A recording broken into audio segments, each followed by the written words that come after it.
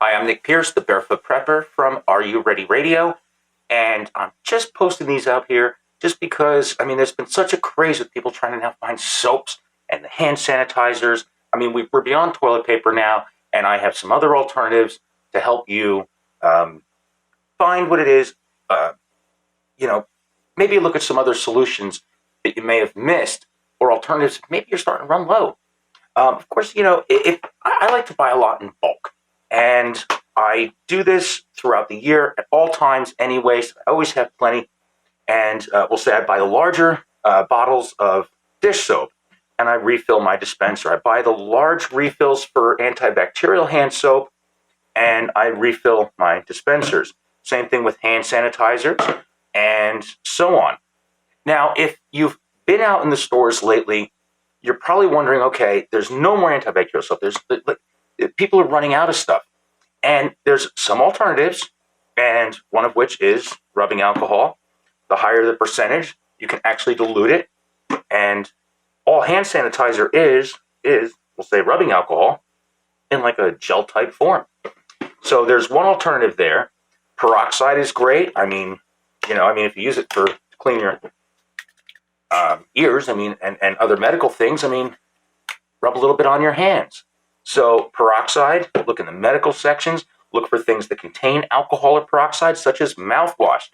Mouthwash is, yes, it's minty and all that, but if it has alcohol in it, it's just as effective as, we'll say, peroxide, rubbing alcohol, hand sanitizer, even antibacterial soap.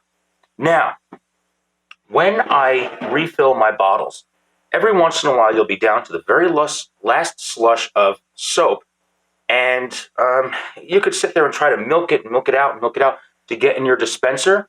What I typically do is I fill it with water when there's just a little bit of soap in there, and I stockpile bottles of soapy water. Now, the reason why I started doing this was not because of this whole coronavirus outbreaks that I always have plenty of soapy water on hands if I run out of actual soap. The reason why I started doing this is because what if the water goes down? Now, of course, if you've watched other segments on how to prepare or have listened to the radio show before, which make sure you check that out, just go to Are You Ready Radio on Facebook and Instagram. But if you've watched any of these other segments that I've done, I always talk about, okay, well, what if you don't have any more running water? Something happens to the water supply, something like that. You still have a way to, and I even use this going out into parks and having cookouts.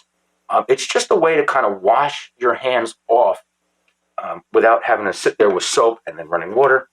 It's watered down soap in a bottle. That's all it is. So when you get down to the very last slush, fill it up with water and put it aside. Another alternative is when it comes to something alcohol-based, not only something that you can enjoy, but something that is just as effective. I'd like to take you to a liquor store. Yes, a liquor store.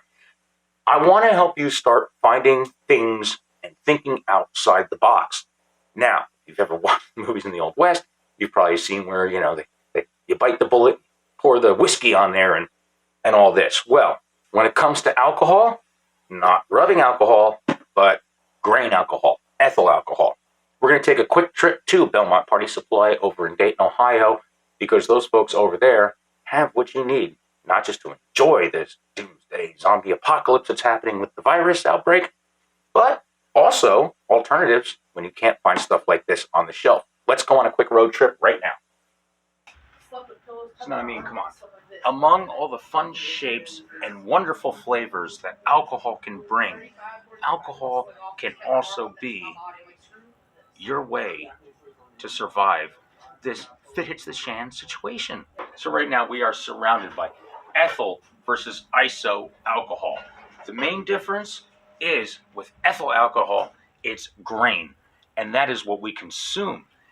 And when the fit hits the shan, what better to consume? A bunch of this alcohol. Yes, it does come in fun shapes and bottles, and it does lead to a lot of enjoyment.